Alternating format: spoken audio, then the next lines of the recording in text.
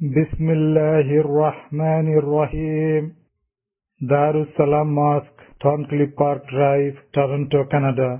Saturday after 14th Taraweeh, 9th of December 2000. The Bayan is presented by Hazrat Maulana Mufti Saeed Ahmed Palanpuri Sahib Damad Barakatuhu. Alhamdulillah nahmaduhu wa nasta'inuhu wa nastaghfiruhu wa nu'minu bihi wa natawakkalu alayhi. ونعوذ بالله من شرور أنفسنا ومن سيئات أعمالنا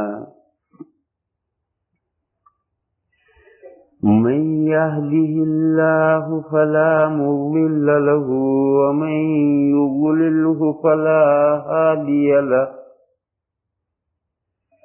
ونشهد أن لا إله إلا الله وحده لا شريك له ونشهد أن سيدنا ومولانا وحبيبنا وشفيعنا محمدا عبده ورسوله أرسله إلى الناس كافة بشيرا ونذيرا وداعيا إلى الله بإذنه وسراجا منيرا صلى الله تعالى عليه وعلى آله وصحبه وبارك وسلم تسليما كثيرا كثيرا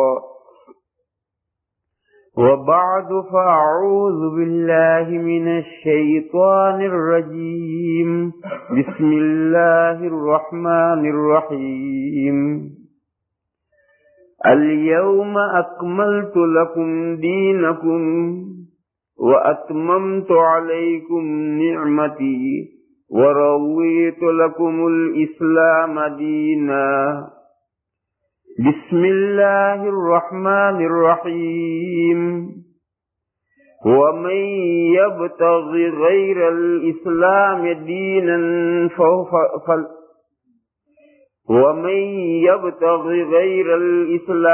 دينا فلن يقبل منه وهو في الآخرة من الخاسرين. صدق الله مولانا العظيم. معزز خواتین اور معزز بھائیوں،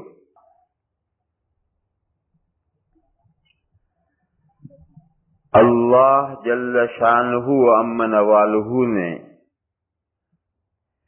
جو ہمارے خالق یعنی پیدا کرنے والے اور مالک اور پروردگار اور پالنہار ہیں، جنہوں نے ساری کائنات پیدا کی اور جو ساری کائنات کی ضروریات پوری کر رہے ہیں، ساری کائنات کی پرورش کر رہے ہیں، انہوں نے انسانوں کی ایک نہایت اہم ضرورت کے لیے نبیوں کے ذریعے وحی کے ذریعے اپنا دین نازل فرمایا ہے، اور جب سے دنیا میں انسانوں کا سلسلہ شروع ہوا، یعنی دادا آدم اور دادی حوا علیہم الصلاۃ والسلام کے زمانے سے اللہ کے دین کا نزول، اللہ کی وحی کا آنا، اللہ کی کتابوں کا اترنا، اللہ کی راہنمائی کا انسانوں کو پہنچنا شروع ہو گیا۔ جو پہلا انسان ہے وہ پہلا نبی، جو پہلا انسان ہے وہ پہلا نبی ہے۔ کیوں؟ اللہ کی راہنمائی کے بغیر ایک انسان بھی چاہے وہ مرد ہو چاہے عورت ہو، ایک انسان بھی چاہے وہ مرد ہو چاہے عورت ہو اپنی منزل نہیں پا سکتا، اللہ کو صحیح نہیں پہچان سکتا۔ اللہ کو صحیح پہچاننا ہے، اپنی منزل کو پانا ہے۔ اپنی منزل، ہماری منزل کیا ہے؟ ہماری منزل ہے جنت۔ ہم جنت واسی ہیں۔ واسی گجراتی لفظ ہے، اردو میں بھی استعمال ہوتا ہے، یعنی ہمارا اصل وطن جنت ہے۔ کیوں؟ ہمارے دادا دادی جنت میں رہتے تھے، وہاں سے ان کو اللہ نے ان کی ایک لفظش کی وجہ سے اور اللہ نے اپنی ایک حکمت کی وجہ سے ان کو وہاں سے زمین پر اتارا ہے، اور یہ فرمایا ہے کہ دیکھو تمہارا وطن اصل تو یہ جنت ہے، اور تمہیں ٹیمپریری زمین پر بھیجا جا رہا ہے۔ میرے بتلائے ہوئے راستے کا فالو کرو گے تو سیدھے اپنے وطن میں آؤ گے، نہ راستہ بھولو گے نہ راستے میں تکلیف اٹھاؤ گے۔ اور اگر میرا بتلایا ہوا راستہ نہیں اپناؤ گے تو جب تک دنیا میں ہی رہو گے پریشان پریشان رہو گے، تنگی کا گزارو گے، تنگی کی لائف اور تنگی کی زندگی گزارو گے، اور جس راستے پر چل کر کے منزل پر پہنچو گے وہ منزل جنت نہیں ہوگی، جہنم ہوگی۔ جب دادا دادی کو جنت سے نیچے اتارا گیا تو یہ فرمایا گیا تھا قال اهبطوا منها جميعا بعضكم لبعض عدو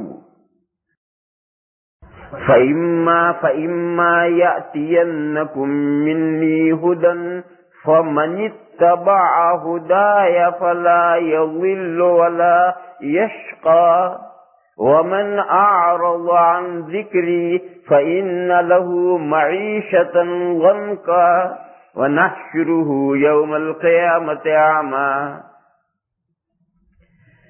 جب دادا دادی کو نیچے اتارا گیا اس وقت اللہ تعالیٰ نے دونوں سے کہا کہ دونوں نیچے جاؤ، قال اهبطوا منها جميعا، اور یہ فرمایا کہ تمہارے یعنی انسانوں کے درمیان میں اور شیطان کی اولاد کے درمیان میں ہمیشہ دنیا میں دشمنی رہے گی۔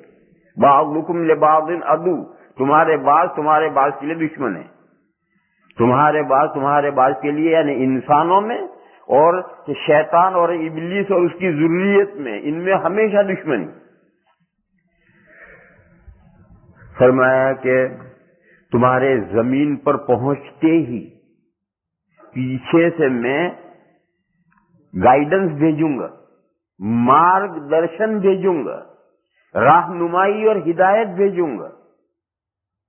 بس جو شخص میری راہنمائی کا فالو کرے گا فمن اتبع ہدایا، جو میں رہنمائی بھیجوں گا، جو ہدایت بھیجوں گا، اس ہدایت کا جو فالو کرے گا، اتباع کرے گا، فلا یضل، وہ گم راہ نہیں ہوگا۔ گم راہ یعنی راستہ گم ہو گیا، غلط راستے پر پڑ گئے۔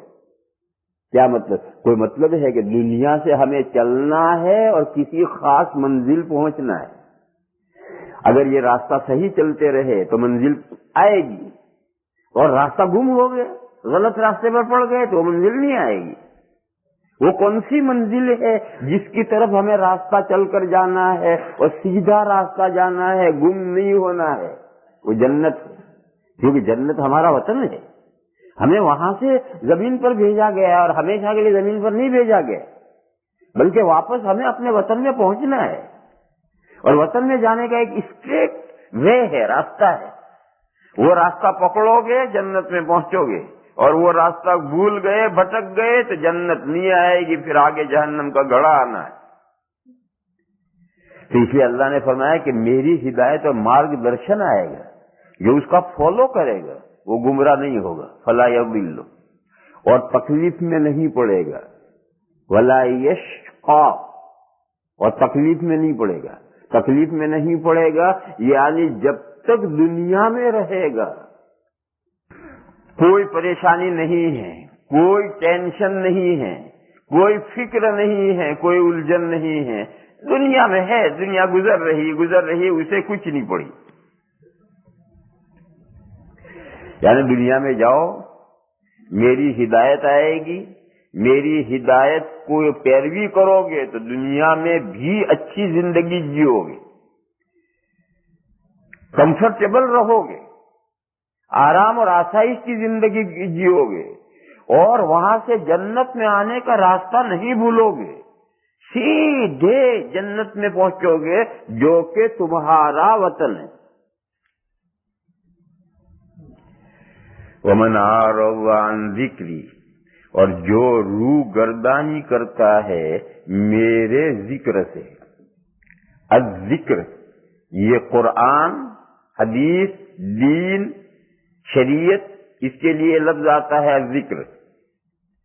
قرآن میں جگہ جگہ ہے فَاسْأَلُوا أَهْلَ الذِّكْرِ إِن كُنتُمْ لَا تَعْلَمُونَ، اگر تم نہیں جانتے ہو دین کی باتیں تو دین کی باتیں جاننے والوں سے پوچھو۔ تو اہل الذکر، ذکر کے معنی ہے پورا دین، اس میں آتا ہے قرآن سب سے پہلے، حدیثیں، فقہ، مسائل، شریعت۔ تو یہ جو اللہ نے اپنے یہاں سے الذکر بھیجا ہے، اس سے جو روح گردانی کرے گا، چہرہ پھیرے گا، فَإِنَّ لَهُ مَعِيشَةً ضَنْكًا، تو اس کے لیے تنگی کا گزران ہوگا۔ تنگی کا گزران یعنی پریشان پریشان،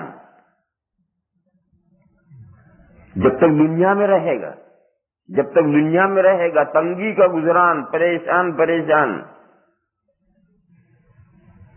اور قیامت کے دن ہم اس کو دوبارہ پیدا کریں گے، میدان محشر میں جمع کریں گے تو اندھا جمع لائیں گے، اندھا اٹھائیں گے۔ وَنَحْشُرُهُ يَوْمَ الْقِيَامَةِ أَعْمَى، اور میدان محشر میں جب ہم اس کو اٹھائیں گے، دوسری زندگی دیں گے تو دوسری زندگی میں وہ اندھا ہوگا۔ وہ کہے گا خدایا میں تو پچھلی زندگی میں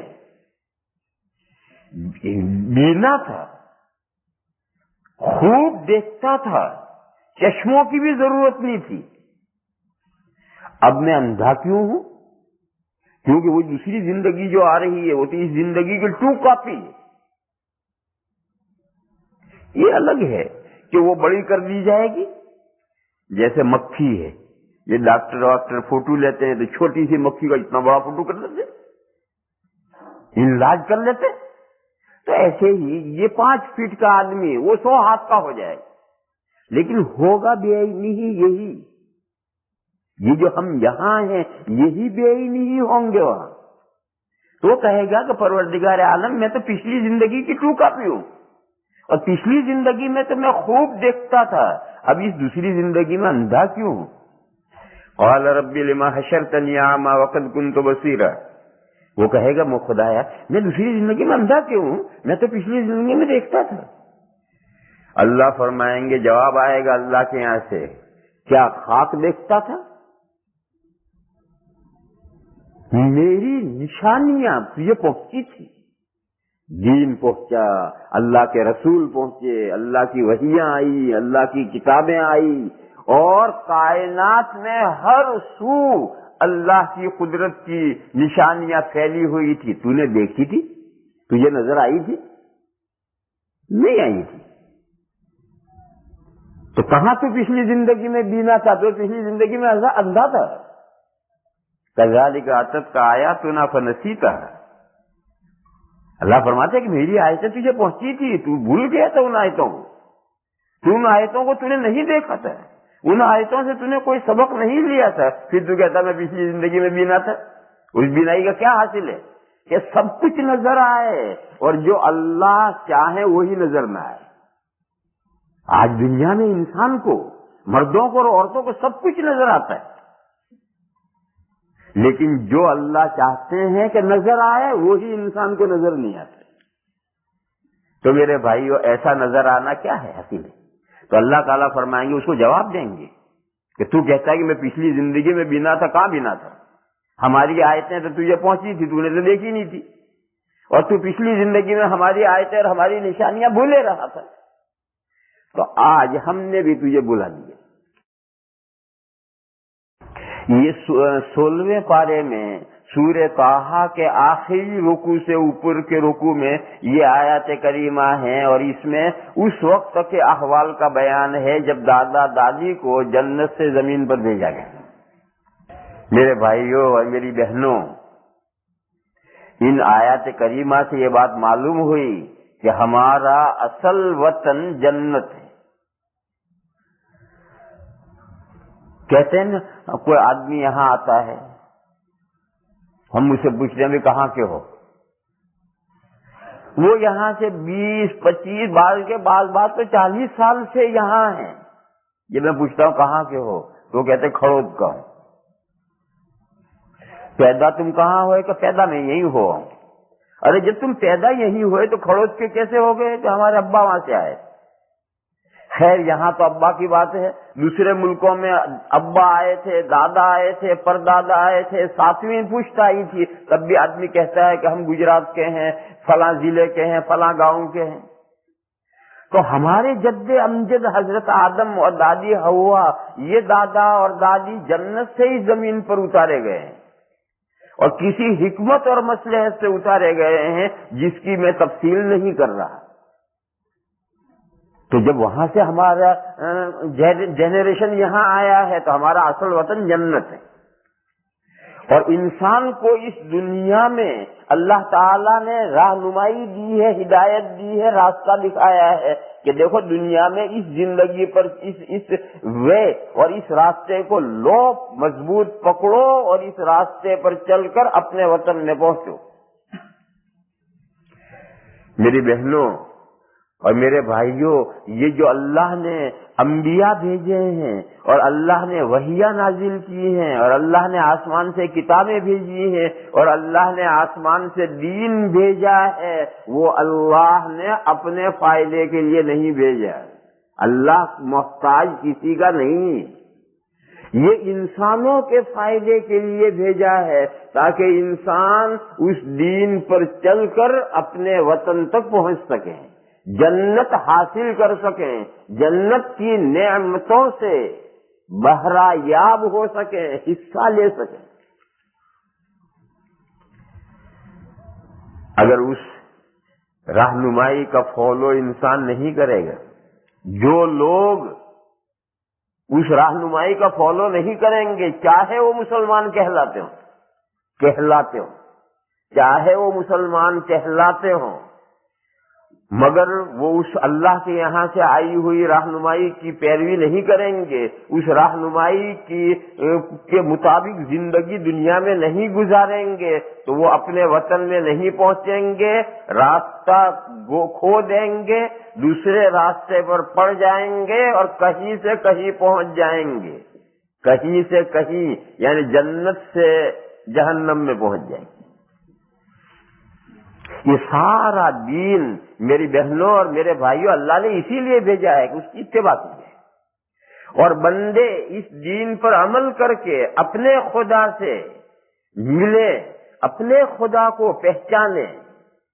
اگر بیٹا باپ کو نہیں پہچانتا ہے تو کیا حاصل اس بیٹے کا؟ شاگرد استاد کو نہیں پہچانتا ہے تو کیا فائدہ اس شاگرد سے؟ مرید پیر کو نہیں جانتا ہے تو بیکار ہے، کوئی مرید ہے۔ اسی طرح سے بندہ اگر اپنے مولا کو، اپنے خالق کو، مالک کو نہیں پہچانتا تو بندہ تھوڑی ہی ہے۔ بندہ تو وہ ہے جو اللہ کو پہچانتا ہے، نہ صرف ہے کہ پہچانتا ہے، اس کی بندگی کرتا ہے۔ بندہ ہے ہی اس وقت جب اس کے اندر بندگی ہو، اور بندگی کب ہے؟ جبکہ وہ معبود کو پہچانتا ہو، اور اگر پہچانتا ہی نہیں تو کسی کی بندگی کیا کرے گا؟ بندگی مانے ہے ورشپ، پوجا۔ لفظ بندہ کے معنی بندگی یعنی پوجا. تو انسان کے لیے لازم ہے یہ. اللہ جل شانہ عم نوالہ نے قرآن کریم میں سورہ مائدہ میں یہ ارشاد فرمایا ہے، حضور اکرم صلی اللہ تعالی علیہ وسلم کی زندگی کے بالکل آخر میں، حضور کی وفات سے تقریباً 3 مہینے پہلے قرآن کریم کی یہ آیت نازل ہوئی، الیوم اکملت لکم دینکم.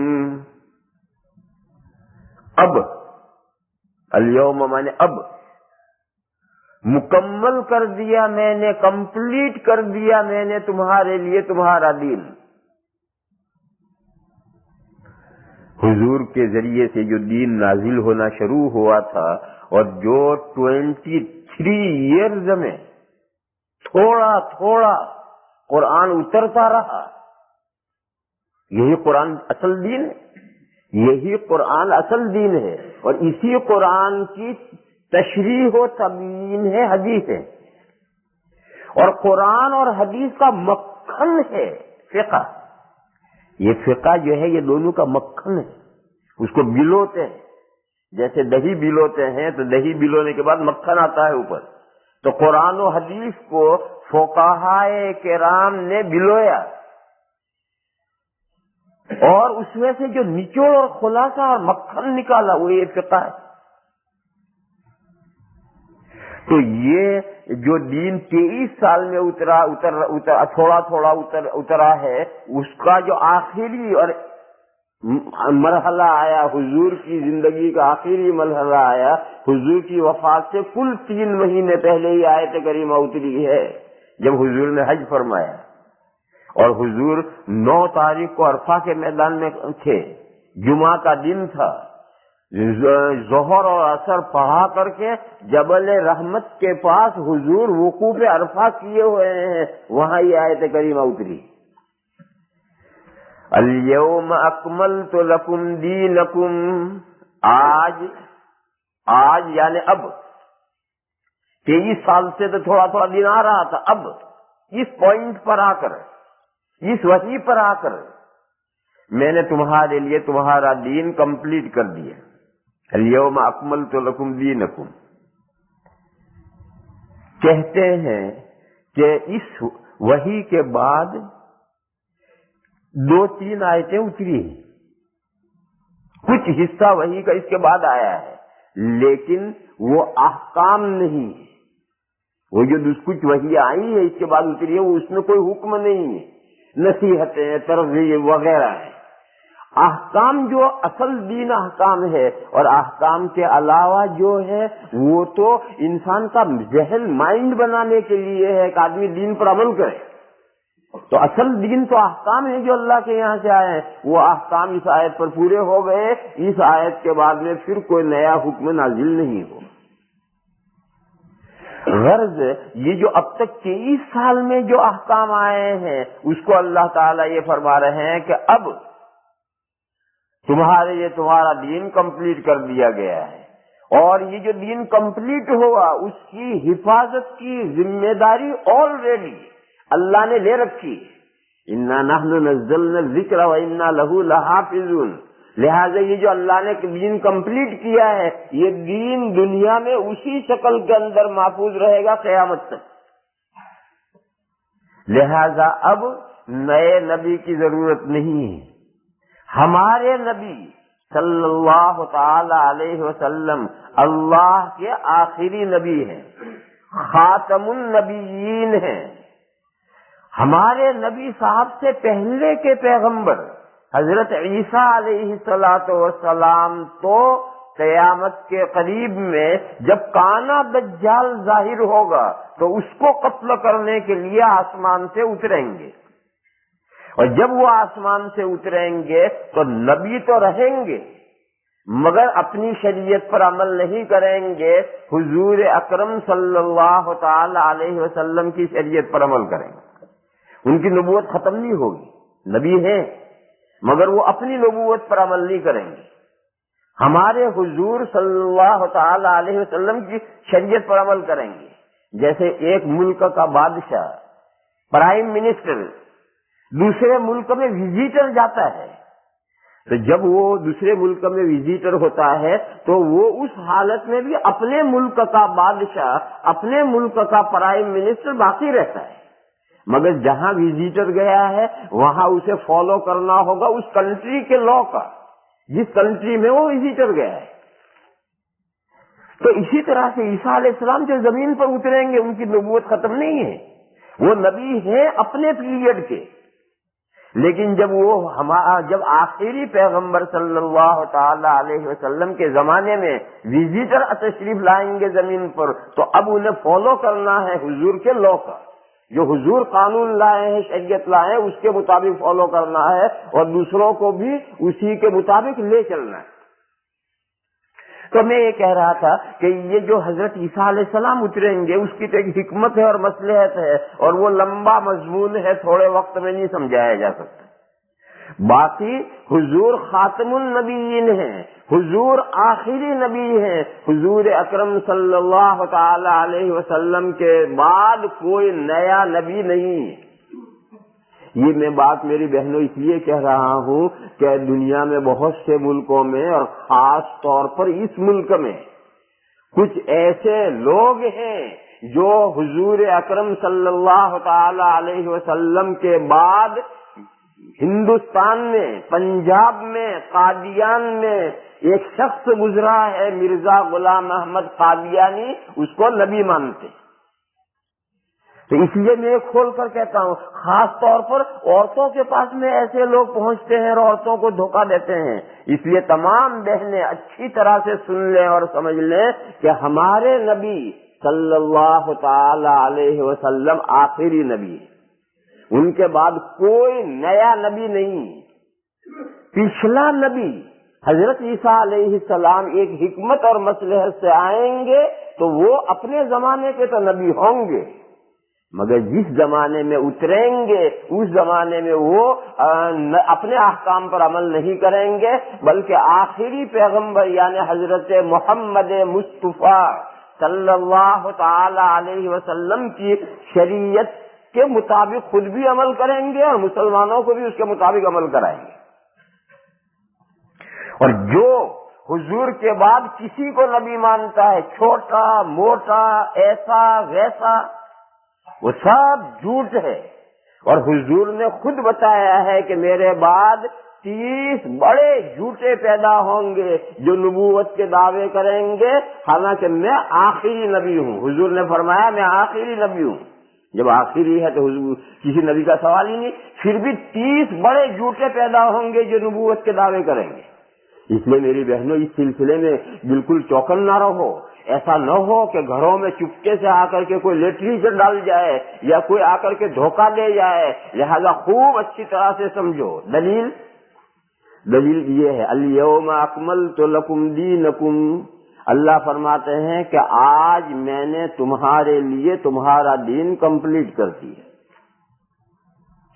اور دوسری آیت میں ہے کہ جو دین میں نے تمہیں دیا ہے اس کی حفاظت میری ذمہ داری ہے، اور قیامت تک اس دین کا ایک ایک حرف، ایک ایک نقطہ، زبر اور زیر، اس کی حفاظت میں کروں گا. اس میں کوئی تبدیلی نہیں کر سکتا، اس کو کوئی بگاڑ نہیں سکتا. تو جب دین کمپلیٹ ہو گیا اور اس کی حفاظت کی گارنٹی اللہ نے لے لی اور قیامت تک وہ محفوظ رہنا ہے، تو نیا نبی آ کر کیا کریں گے؟ اور نیا نبی آ کر کیا پیش کرے گا؟ دین تو اللہ کا کمپلیٹ ہو گیا، اور جو کمپلیٹ ہے وہ دنیا میں موجود ہے. پھر دوسرا نبی آ کر کیا کرے گا؟ یوں سمجھو بارش اللہ کی رحمت ہے، لیکن کھیتوں کو جتنی ضرورت ہے سب بارش ہو گئی، الحمدللہ کھیت لہلہا رہے ہیں. اب اگر دوبارہ بارش ہوگی تو کیا ہوگا؟ وہ جو کھیت لہلہا رہے ہیں وہ ڈوب جائیں گے، ستیہ ناش ہو جائے گا. اب جو بارش ہوگی تو طوفان اور وبا بنے گی، وہ سیلاب بنے گی، جو کھیتیاں کھڑی ہیں وہ ویران ہوں گی. تو بارش اللہ کی رحمت ہے، اللہ کی رحمت ہے، ضرورت کے وقت کو تو رحمت ہے. اور جب کھیتوں کی ضرورت کے بقدر بارش ہوئی ہے اور تمام کھیت سرسبز و شاداب ہیں اور لہلہا رہے ہیں، اب اگر نئی بارش ہوئی تو سارے کھیت تباہ ہو جائیں گے، سیلاب آ جائے گا۔ تو دلیل یہ ہے کہ نئے نبی کے کیوں نہیں آئیں گے؟ اس لیے نہیں آئیں گے کہ اللہ فرماتے ہیں کہ میں نے تمہارے لیے تمہارا دین کمپلیٹ کر دیا۔ دوسری آیت میں ہے کہ یہ جو تمہارا دین ہے اسے قیامت تک محفوظ رکھنا میری ذمہ داری ہے۔ تو اب نیا نبی آ کر کیا کرے؟ تو میری بہنوں، میں اس آیت کریمہ کو سمجھا رہا تھا کہ اللہ نے اپنے حبیب حضرت محمد مصطفیٰ صلی اللہ تعالی علیہ وسلم کے ذریعے جو دین ہمارے پاس بھیجا ہے وہ کمپلیٹ ہے۔ الیوم اکملت لکم دینکم واتممت علیکم نعمتی، اور تام کر دی میں نے، تام کر دی یعنی پوری کر دی، پوری کر دی یعنی کمپلیٹ کر دی، وہی جو پہلے لفظ کمپلیٹ کے معنی تھا وہی ہے، اور پوری کر دی میں نے تم پر میری نعمت۔ میری نعمت کیا چیز؟ یہی دین، یہ سیم مضمون ہے جو پہلے ٹکڑے میں مضمون ہے، وہی سیم مضمون ہے، پیرائے بیان بدلا ہے، انداز بدلا ہے۔ آج میں نے تمہارے لیے میرا دین مکمل کیا۔ یہ جو اللہ کا دین ہے یہ اللہ کی نعمت ہے، اور یہ اللہ نے اپنی پوری نعمت بندوں کو دے دی۔ وَأَتْمَمْتُ عَلَيْكُمْ نِعْمَتِي، اور پوری کر دی میں نے تم پر میری نعمت۔ اللہ فرماتے ہیں کہ میں نے تم پر میری نعمت پوری کر دی، کچھ اس میں سے کچھ کمی نہیں رہی، کچھ باقی نہیں رہا۔ وَرَضِيتُ لَكُمُ الْإِسْلَامَ دِينًا، اور پسند کیا میں نے، رضیت لکم، اور پسند کیا میں نے تمہارے فائدے کے لیے۔ لکم کا عربی میں ترجمہ یہ ہوتا ہے، پسند کیا میں نے تمہارے فائدے کے لیے، اللہ کا کوئی فائدہ نہیں۔ اسلام کو، اسلام کیا ہے؟ یہ وہی اللہ کا بھیجا ہوا جو دین ہے، اسی کا نام اسلام ہے۔ یہ جو تیسرا جملہ آ رہا ہے اس میں بھی وہی سیم مضمون ہے۔ تو دین، اللہ کا دین، اللہ کی نعمت، اسلام، یہ سب ایک ہی لفظ ہے۔ فرمایا کہ پسند کیا میں نے تمہارے لیے اسلام کو بطور دین کے، وَرَضِيتُ لَكُمُ الْإِسْلَامَ دِينًا، اور پسند کیا میں نے تمہارے لیے اسلام کو دین کے طور پر، یعنی ریلیجن۔ دنیا میں کون سا ریلیجن حق ہے، کون سا دھرم اور کون سا ریلیجن اپنانے سے اللہ خوش ہوں گے، مرنے کے بعد جنت میں پہنچے گا، وہ صرف ایک ریلیجن ہے، وہ ہے اسلام۔ یہ مطلب اس آیت کا، وَرَضِيتُ لَكُمُ الْإِسْلَامَ دِينًا، اور پسند کر لیا میں نے تمہارے لیے اسلام کو دین کے طور پر، یعنی ریلیجن، دھرم، یہی اسلام، یہی اللہ کے یہاں پسندیدہ ہے انسانوں کے لیے، اور انسانوں کے لیے پسندیدہ ہے انسانوں کے فائدے کے لیے۔ اس آیت کریمہ میں 3 ٹکڑے ہیں، اور تینوں ٹکڑوں کا ایک مطلب ہے۔ وہ مطلب یہ ہے، انسانوں سے یہ کہا جا رہا ہے کہ دیکھو، جو 23 سال سے، اور 23 سال سے نہیں، آدم علیہ السلام سے، آدم علیہ السلام سے کے زمانے سے جو تمام نبیوں کے ذریعے دین آتا تھا، وہ مکمل دین پہلے نہیں دیا گیا تھا، کمپلیٹ آج کیا جا رہا ہے۔ دیکھو، بچہ پیدا ہوتا ہے تو اس کو غذا آہستہ آہستہ دی جاتی ہے۔ پہلے لکوڈ دیں گے، دودھ دیں گے، پھر اور بڑا ہوگا تو کچھ کھانے کی چیزیں اسے مسل کر کے، نرم کر کے، پتلی کر کے کھلائیں گے، پھر جب 2 سال میں اللہ میاں دانت دیں گے تب روٹی ہم دیں گے. یہ دانت انڈیکیٹر ہے. اور جب تک پیٹ سخت غذا ہضم کرنے کے قابل نہیں ہے اللہ میاں یہ انڈیکیٹر دانت نہیں دیتے. اور جب اللہ میاں دیکھتے ہیں کہ اس کا پیٹ اب سخت غذا ہضم کرنے کے قابل ہو گیا تو دانت نکلنے شروع ہو گئے. یہ دانت نکلنے شروع ہو گئی علامت ہے کہ اب اس کو سخت غذا دی جا سکتی. پھر اور سخت ہوتی ہے اور سخت ہوتی ہے. پھر اتنی ہوتی ہے کہ جھوٹا کا جھوٹا کھا جاتا ہے, گائے کی گائے اڑا جاتا ہے, اخروٹ منہ میں رکھتا ہے اور لے کے توڑ دیتا ہے. آہستہ آہستہ قوت پر پہنچتا ہے. میرے بہنوں, اسی طریقے پر اللہ کا جو دین نازل ہوا ہے تو لوگوں کی حالت کی رعایت کرتے ہوئے تھوڑا تھوڑا دین نازل ہوا ہے. آدم علیہ السلام کے زمانے میں انسان نئے نئے تھے تو تھوڑے سے احکام دیے تھے. پھر نوح علیہ السلام کے زمانے میں جا کر اور احکام دیے. پھر ابراہیم علیہ السلام کے زمانے میں اور احکام دیے. یوں ہوتے ہوتے ہمارے حضور کا زمانہ آیا اور ہمارے حضور کے زمانے میں بھی ساری شریعت پہلے دن نہیں دے دی گئی بلکہ تھوڑے تھوڑے احکام دیتے دیتے دیتے دیتے 23 سال میں جا کر احکام مکمل کیے ہیں. تو یہ جو اللہ کا دین مکمل, آج جو دین مکمل ہوا ہے, یہ دین آدم علیہ السلام کے زمانے سے جو چلتا ہوا آ رہا تھا, تھوڑا تھوڑا تھوڑا بڑھایا جا رہا تھا, وہ بڑھتا بڑھتا آج کمپلیٹ ہو گیا. اب نیا نبی آئے گا تو کیا لائے گا؟ اب تک جو سیریز آ رہی تھی اس میں تو آہستہ آہستہ انسانوں کو دین بڑھایا جا رہا تھا ضرورت کے مطابق. جیسا انسان ترقی کرتا تھا, جیسے انسان کی ضرورتیں ترقی کرتی تھی, جیسے انسان کے احوال بدلتے تھے, دین کرنے اضافہ کیا جاتا تھا اور یہ آخر میں آ کر دین کمپلیٹ کر دیا. دوسری آیت کریمہ میں اللہ نے ارشاد فرمایا وَمَن يَبْتَغِ غَيْرَ الْإِسْلَامِ دِينًا فَلَن يُقْبَلَ مِنْهُ, اور جو شخص ڈھونڈے گا, جو شخص چاہے گا, جو شخص تلاش کرے گا اسلام کے علاوہ کسی دین کو, وَمَن يَبْتَغِ غَيْرَ الْإِسْلَامِ دِينًا, تو وہ دھرم اس سے, وہ ریلیجن اس سے ہرگز قبول نہیں کیا جائے گا. فَلَن يُقْبَلَ مِنْهُ, اور دنیا میں تو جیسا بھی ہوگا, ہو سکتا ہے کہ جو اسلام کے علاوہ ریلیجن ہے, دھرم ہے, ان کے ماننے والوں کی شان اونچی ہو, مونچھیں تانے ہوئے ہوں, جھنڈا بلند کیے ہوئے ہوں, سر ابھارے ہوئے ہوں, مگر آخرت میں وہ سب ٹوٹے میں ہیں اور گھاٹے میں ہیں. وَهُوَ فِي الْآخِرَةِ مِنَ الْخَاسِرِينَ, اور وہ یعنی جو اسلام کے علاوہ کسی ریلیجن کو اور دین کو تلاش کر رہا ہے وہ آخرت میں گھاٹا پانے والوں میں سے اور ٹوٹا پانے والوں میں سے. دنیا میں ایسا ہوتا ہے کہ باطل سر ابھارتا ہے, چڑھتا ہے, بلند ہوتا ہے, اوپر آتا ہے, ایسا دنیا میں ہوتا ہے.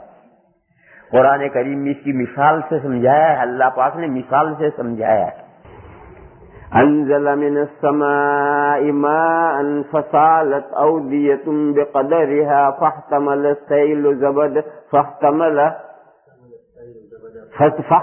السيل زبدا رابيا ومما يوقدون عليه في النار ابتغاء حلية أو متاع زبد مثله كذلك يضرب الله الحق والباطل. حق اور باطل کی اللہ نے مثال دی.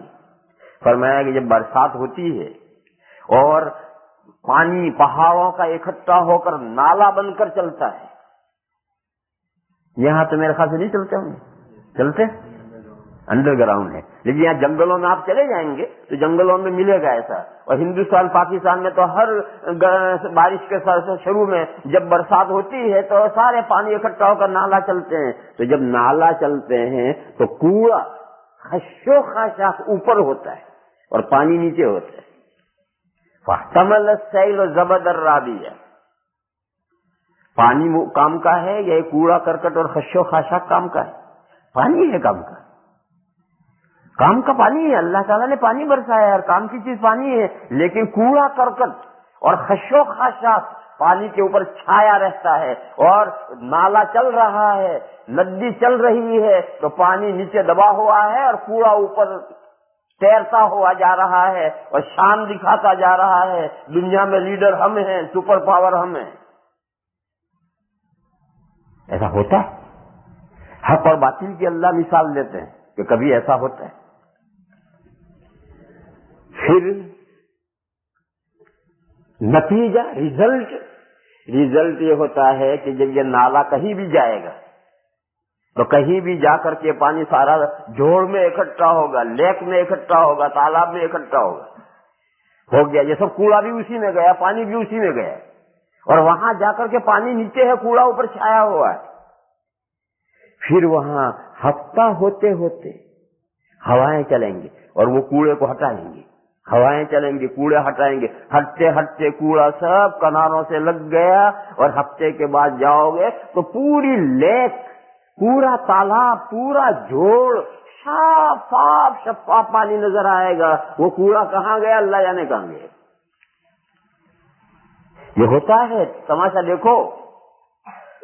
اللہ تعالیٰ نے یہ مثال بیان کی حق اور باطل کی کہ دنیا میں اس طرح سے ہوتا ہوگا کہ حق پر باطل چڑھے گا اور باطل ہی ہر طرف چڑھا چڑھا نظر آئے گا، لیکن نتیجہ، رزلٹ، فَأَمَّا الزَّبَدُ فَيَذْهَبُ جُفًّا وَأَمَّا مَا يَنفَعُ النَّاسَ فَيَمْكُثُ فِي الْأَرْضِ۔ جھاگ گیا، کہاں گیا خدا جانے کہاں گیا۔ آج جب برسات ہوئی اور پانی اس جھوڑ میں، لیک میں اکٹھا ہوا ہے، سارا تالاب بھرا ہوگا، گندا پانی ہوگا، سارا کوڑا کرکٹ اوپر ہوگا، لیکن ایک ہفتے کے بعد جاؤ اس لیک پر، اللہ جانے کوڑا کرکٹ کہاں گیا۔ وہ ہوائیں آتی ہے، کوڑے کو کنارے پر لے آتی ہے، اور کوڑے اور کناروں سے لگا، اور پانی آہستہ آہستہ کم ہوتا ہے، زمین پیتی ہے تو وہ کوڑا وہیں رہ گیا، اور پانی آہستہ سے کم ہوتا ہوتا ہوتا بالکل صاف شفاف پانی ہو گیا ہے۔ فَأَمَّا الزَّبَدُ فَيَذْهَبُ جُفًّا وَأَمَّا مَا يَنفَعُ النَّاسَ فَيَمْكُثُ فِي الْأَرْضِ۔ کوڑا کرکٹ گیا اور لوگوں کے لیے جو پانی مفید ہے وہ زمین میں موجود ہے۔ اور کبھی اس کے خلاف ہوتا ہے، کبھی اس کے خلاف ہوتا ہے۔ حق اور باطل میں، حق دین، ریلیجن، یہ باطل کی کمر پر چڑھ جاتا ہے۔ اکھاڑے میں جب دو پہلوان لڑتے ہیں تو ایک کو چیت کرتے ہیں، تو یہاں تو طریقہ کیا ہے، یہاں تو طریقہ اسے چت کرتے ہیں، یعنی سیدھا گراتے ہیں، اور سیدھا گرا کر دوسرا پہلوان اس کی چھاتی پر چڑھ بیٹھتا ہے، اور پھر وہ ہاتھ نیچا کرتا ہے کہ میں نے چت کر دیا، میں جیت گیا۔ ایک طریقہ کشتی لڑنے کا الٹا ہے کہ اسے پہلوان کو الٹا گرایا جائے، الٹا گرا کر اس کی کمر پر بیٹھ جائے اور پھر ہاتھ نیچا کرے گا میں جیت گیا۔ یہ قوموں کے طریقے الگ الگ ہیں، یہ قوموں کے کشتی لڑنے کے طریقے الگ الگ ہیں۔ یہ طریقہ جو اردو کا ہے اس کے لیے محاورہ چت کرنا، اور یہ جو عربوں کا محاورہ ہے ان کے یہاں کشتی لڑنے کا طریقہ یہ ہے کہ اسے گراؤ، الٹا گراؤ، کمر پر بیٹھو۔ تو اللہ نے فرمایا هو الذي أرسل رسوله بالهدى ودين الحق ليظهره على الدين كله ولو كره المشركون۔ فرمایا اللہ نے اپنے رسول کو بھیجا ہے دین حق کے ساتھ تاکہ وہ اس دین حق کو تمام جھوٹے ریلیجنوں کی کمر پر چڑھا دے۔ لِيُظْهِرَهُ عَلَى الدِّينِ كُلِّهِ، مشرکوں کو، کافروں کو یہ بات کتنی ہی ناگوار گزرے گی، مگر اللہ نے اپنے نبی کو بھیجا ہی اس لیے دین لے کر ہے کہ وہ اپنے اللہ کے دین کو تمام باطل دینوں کی کمر پر چڑھا دیں، یعنی دوسرے دین ہار جائیں، دنیا سے ختم نہیں ہوں گے، باطل ادیان دنیا سے ختم نہیں ہوں گے، البتہ وہ نیچے پڑے رہیں گے، ہارے رہیں گے، اسلام ان کی کمر پر بیٹھے گا۔ تو کبھی یہ ہوتا ہے اور کبھی یہ ہوتا ہے، کبھی کوڑا کرکٹ چھا جاتا ہے پانی پر اور کبھی حق چڑھ بیٹھتا ہے باطل پر۔ مگر یہ میرے بھائیوں اور میری بہنوں کب ہوگا؟ کب ہوگا؟ جب اسلام کے ماننے والے اسلام پر مکمل عمل کرنے کے لیے تیار ہوں گے۔ اس جملے کو پھر سنو، اسلام جو صحیح مذہب ہے وہ باطل مذاہب کی کمر پر کب چڑھے گا، اس کو کب ہرائے گا، اسلام کب کامیاب ہوگا؟ جب اسلام کے ماننے والے مسلمان مرد اور عورتیں اسلام پر عمل مضبوطی کے ساتھ عمل کریں گے، 100% عمل کریں گے، 100% عمل کریں گے، ایک ایک بات پر عمل کریں گے، اسلام کا اپنے آپ کو نمونہ بنا کر پیش کریں گے اور اسلام کی ایک ایک بات پر عمل کریں گے تو ایسا ہوگا۔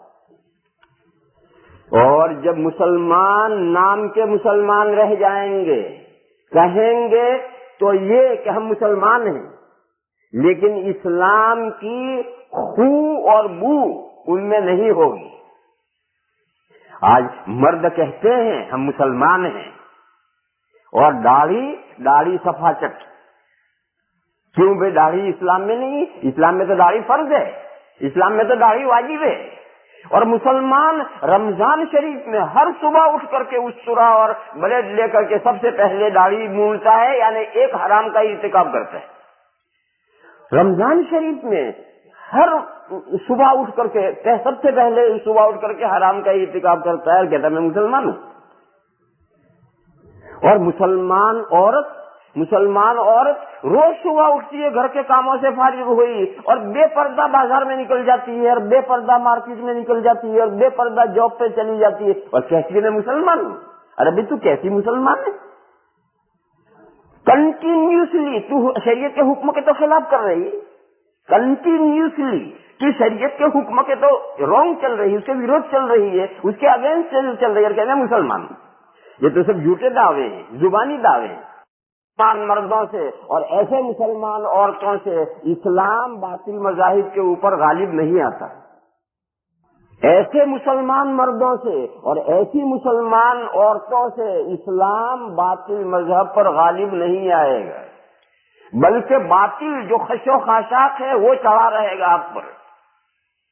اسلام کب غالب آئے گا؟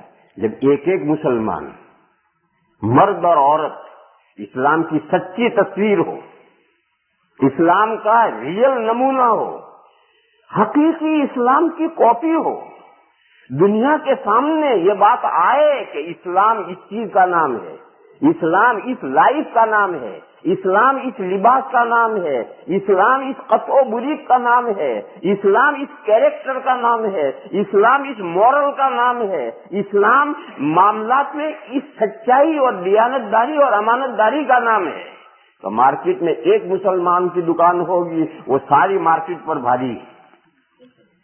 اور اگر مارکیٹ میں وہ مسلمان بھی وہی 420 یہاں دھوکہ دہی جھوٹ فریب کرتا ہے جو دوسرے کافر کرتے ہیں، تو مسلمان میں اور اس کافر میں دکانداری میں کیا فرق ہے؟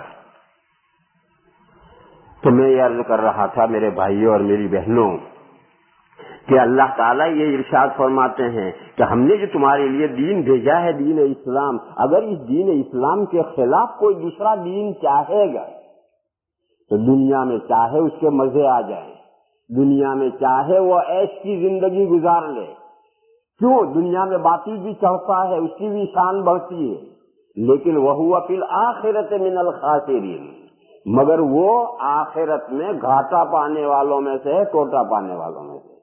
کیوں؟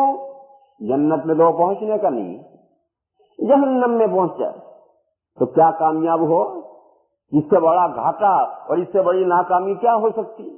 آخرت کی کامیابی یہ ہے کہ فَمَنْ زُحْزِحَ عَنِ النَّارِ وَأُدْخِلَ الْجَنَّةَ فَقَدْ فَازَ، آخرت کی کامیابی یہ ہے کہ آدمی کو جہنم سے دور کیا جائے اور جنت میں داخلہ مل جائے، تو یہ آخرت کی کامیابی ہے، ورنہ کامیابی نہیں ہے۔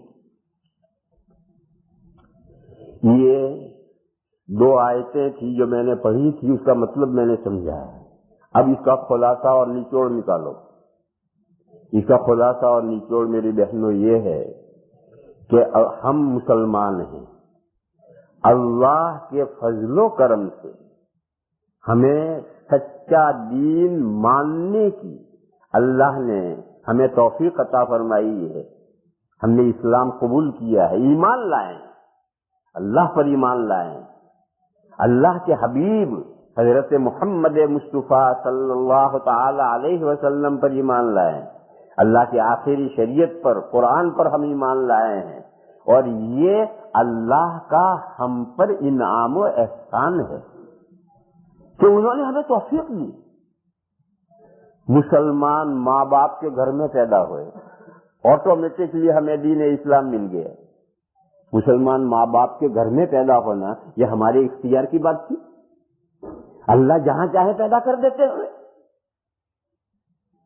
ہم جو مسلمان ماں باپ کے گھر میں پیدا ہوئے ہیں اور مسلمان ماں باپ کے گھر میں آنکھ کھولنے کی وجہ سے ہمیں آٹومیٹکلی خود بخود دولت ایمان مل گئی، تو اللہ کا کرم اور فضل ہی تو ہے۔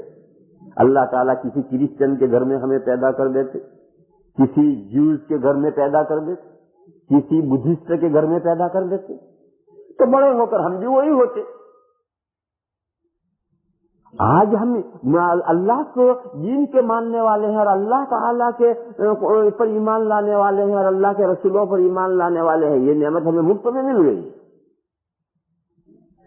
پھر کچھ لوگ وہ ہیں کہ جو مسلمان ماں باپ کے گھر میں نہیں پیدا ہوئے، اللہ نے انہیں توفیق عطا فرمائی، کچھ مطالعہ کر لیا، کچھ دوستوں سے مل گئے، کہیں حق کی بات سن لی۔ بعض مرتبہ بہت سے لوگ قرآن کی ایک آیت سن لی اور ان کے ذہن کی کایا پلٹ گئی اور ایمان لے آئے۔ اور مسلمانوں میں، مردوں میں اور عورتوں میں، ان ملکوں میں سبھی جگہ ہیں، ان ملکوں میں زیادہ ایسے ہیں کہ جو مسلمان ماں باپ کے گھر میں پیدا ہوئے، پورا قرآن کریم پڑھتے ہیں اور جانتے ہیں اور پھر گمراہ ہو جاتے ہیں۔ اور یہود و نصارہ میں، کرسچن اور جوز میں ایسے لوگ ہیں کہ جو ہم سے زیادہ قرآن اور حدیث کو جانتے ہیں اور پڑھتے ہیں اور پھر کافر ہیں۔ اور جب اللہ تعالیٰ کی توفیق ہوتی ہے تو ایک آیت سن لیتا ہے آدمی اور ایک آیت سن کر ایمان لے آتا ہے، تو توفیق کی بات ہے۔ تو میرے بھائیوں اور میری بہنوں، اللہ کی جو یہ نعمت ہے، اس نعمت کی قدر کرو۔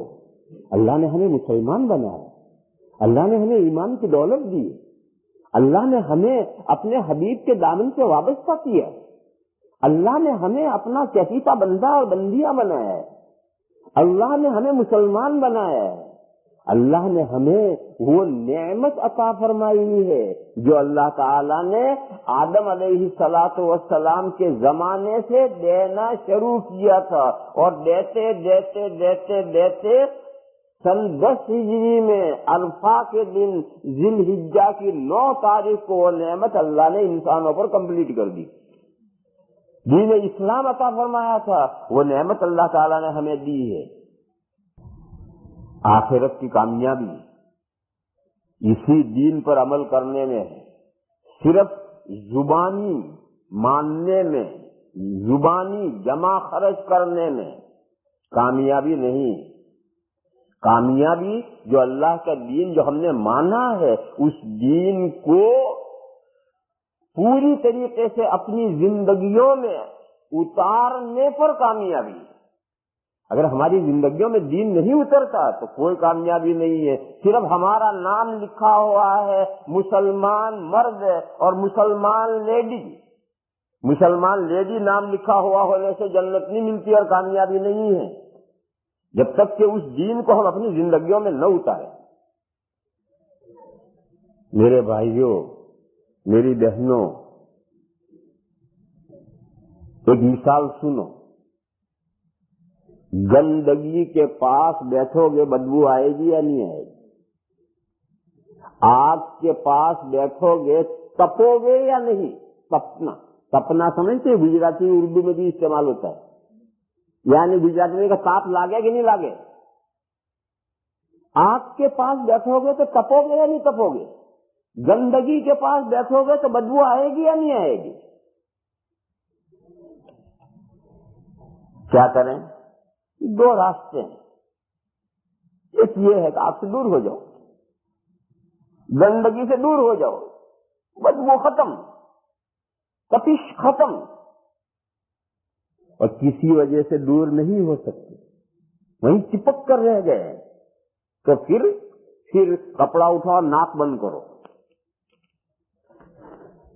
اور تھوڑا تھوڑا سانس لیتے رہو، جو کپڑے میں سے چھن کر ہوا آئے گی، جو کپڑے میں سے چھن کر ہوا آئے گی وہ تھوڑی تھوڑی لیتے رہو، اور ناک پر گہرا کپڑا ڈال کر ناک بند کرو، اور بالکل بند کرو گے تو مر جاؤ گے۔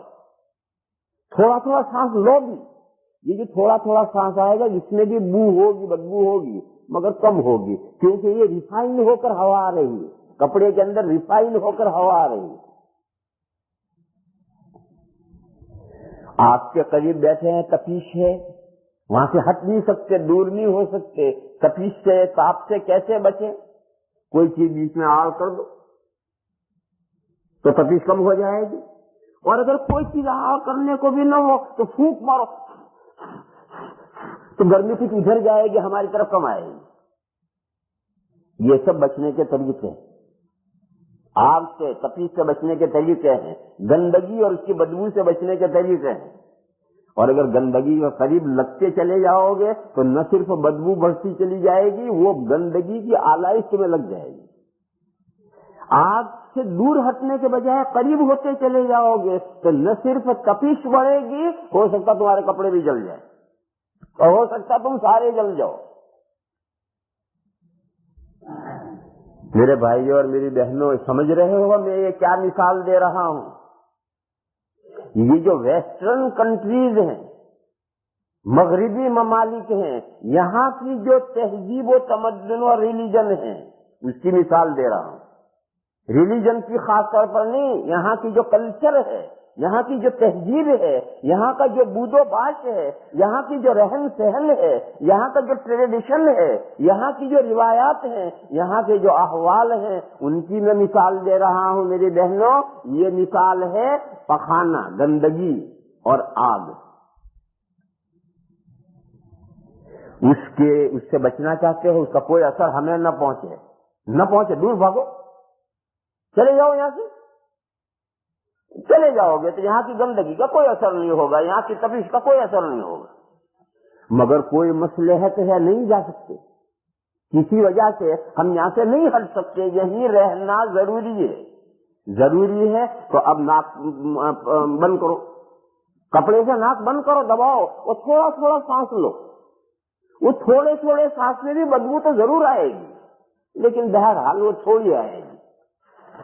کوئی آڑ کرو اپنے اور آگ کے بیچ میں، پھونک مار کر کے آگ کو اس طرف ہٹاؤ تو گرمی کچھ نہ کچھ کم لگے گی۔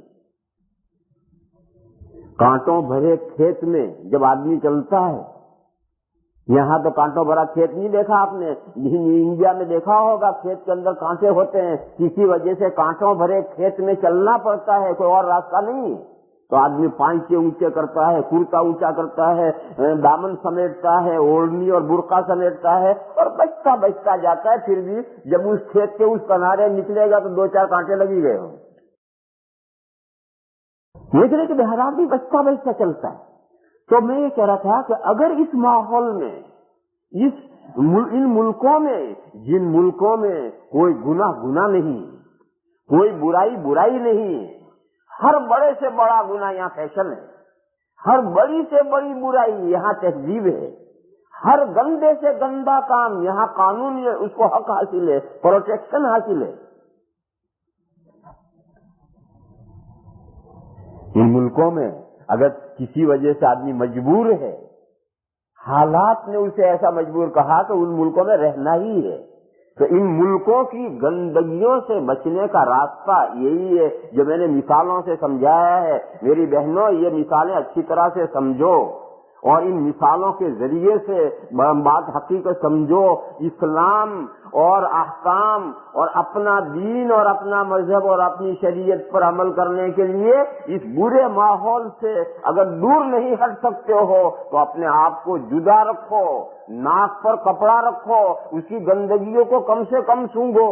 آگ سے دور نہیں ہٹ سکتے تو آگ کی تپش سے بچنے کا سامان کرو۔ اور اگر یہاں کا مرد اور یہاں کی بہن یہاں کے جو طریقے ان طریقوں میں رنگ گئی، مرد بھی رنگ گئے، عورت بھی رنگ گئی، تو کیا حال ہوگا؟ وہی حال ہے جو آپ حضرات دیکھ رہی ہیں کہ روز میاں بیوی میں جھگڑے ہو رہے ہیں، روز ٹنٹے ہو رہے ہیں، ماں اور باپ میں اور اولاد میں کوئی رشتہ استوار نہیں۔ باپ کبھی بھولے سے بھی بیٹے کے یہاں نہیں جاتا، بیٹی کے اندر جاتا ہوگا، بیٹے کے یہاں بھولے سے بھی نہیں جاتا، اور بیٹا کبھی سال میں 1-2 مرتبہ ابا اور امی کو سلام کرنے چلا جاتا ہے۔ یہ اسلامی ٹریڈیشن نہیں ہے، یہ اسلامی روایت نہیں ہے، یہ اللہ کی شریعت نہیں ہے۔ گھروں کے اندر کوئی چین نہیں ہے، گھروں میں کوئی سکون نہیں ہے، مردوں میں عورتوں پر شفقت و مہربانی اور ان کے حقوق ادا کرنے کا رواج نہیں ہے، اور عورتوں میں شوہروں کی ابئی اور اطاعت اور فرمان برداری کرنے کا جذبہ نہیں ہے۔ وہ کہتا تیری نبیڑ میں میری کروں گی۔ میرے بھائیوں اور میری بہنوں، اس زندگی میں کوئی لطف نہیں، اس زندگی میں کوئی شیرینی نہیں۔ زندگی پر لطف وہ ہے جس میں مرد یہ سمجھے کہ میری زندگی میں شریک میری بیوی ہے، اور جس میں بیوی یہ سمجھے کہ میری زندگی میں شریک میرا ہسبینڈ ہے۔ دونوں شیر و شکر ہیں، دونوں ایک ہیں، بدن دو ہیں، روح دونوں میں ایک ہو جائے، اس زندگی میں لطف ہے، دنیا میں رہتے ہوئے جنت۔ مگر آج ہماری زندگیاں خراب ہو گئی ہیں، ہماری فیملی لائفوں میں چین و سکون نہیں ہے، ہماری گھریلو زندگیاں کانٹوں بھری ہو گئی ہیں۔ وہ کانٹوں بھری کیوں ہو گئی؟ یہ پخانے کی بدبو آ رہی ہے، اور ہم مزے لے لے کر کے اس بدبو کو سونگھ رہے ہیں، لمبا لمبا سانس لے کر اس بدبو کو سونگھ رہے ہیں۔ آپ کے قریب بیٹھے ہیں، دور نہیں ہٹتے اور قریب جاتے ہیں، اور ان برے ماحول سے ہم میں سے ہر شخص اس برے ماحول سے متاثر ہوتا ہے، متاثر ہونے میں فخر محسوس کرتا ہے، اپنے آپ کو کافروں کی روش پر ڈالنے میں اپنا کمال سمجھتا ہے۔ میری بھائیوں اور میری بہنوں، یہ اسلام کے علاوہ دوسرے دین کو چاہنا ہے، دوسرے ریلیجن کو چاہنا ہے، دوسرے مینر اور طریقے کو چاہنا ہے، دوسرا ڈھنگ اپنانا ہے، دوسری روش اختیار کرنا ہے۔ اللہ فرماتے ہیں وَمَن يَبْتَغِ غَيْرَ الْإِسْلَامِ دِينًا فَلَن يُقْبَلَ مِنْهُ، اگر اسلام کے علاوہ کوئی دین چاہو گے ہرگز قبول نہیں کیا جائے گا، آخرت میں گھاٹے میں رہو گے۔ اللہ پاک کا ارشاد ہے یا ایھا الذین آمنوا ادخلوا فی السلم کافۃ ولا تتبعوا خطوات الشیطان انہ لکم عدو مبین۔ فرمایا اے وہ لوگ جو ایمان لائے، مرد ہوں یا عورتیں ہیں، اللہ سب سے کہہ رہے ہیں اے وہ لوگ جو ایمان لائے، اسلام میں کمپلیٹلی آ جاؤ، پارشیلی، آدھا پونا نہیں۔ جب مسلمان ہو تو اسلام کے ایک ایک حکم پر عمل کرو، اسلام میں کمپلیٹلی آ جاؤ، اور شیطان کے پیروں کے نشان دیکھ دیکھ کر کے اس کا فالو مت کرو، وہ تو تمہارا کھلا دشمن ہے، وہ تمہیں کامیابی کے ساتھ ہمکنار نہیں کرے گا، وہ تو تمہیں جہنم کا ایندھن بنائے گا۔ لہذا اس کے اسٹیپ کا فالو مت کرو، اس کے نقش قدم پر مت چلو، اسلام میں کمپلیٹلی آ جاؤ، کامیابی اسلام میں ہے۔ میرے بھائیوں اور میری بہنوں، بات ختم کر رہا ہوں۔ بات کا خلاصہ یہ ہے کہ اللہ نے ہمیں ایک دین دیا ہے، ہم ایک دین کے ماننے والے ہیں، ہم مسلمان ہیں، ہم اللہ پر ایمان لائے ہیں، ہم اللہ کی آخری کتاب پر ایمان لائے ہیں، ہم اللہ کے حبیب سرکار دو جہاں سرور عالم حضرت محمد مصطفیٰ صلی اللہ تعالی علیہ وسلم کے دامن سے جڑے ہوئے ہیں۔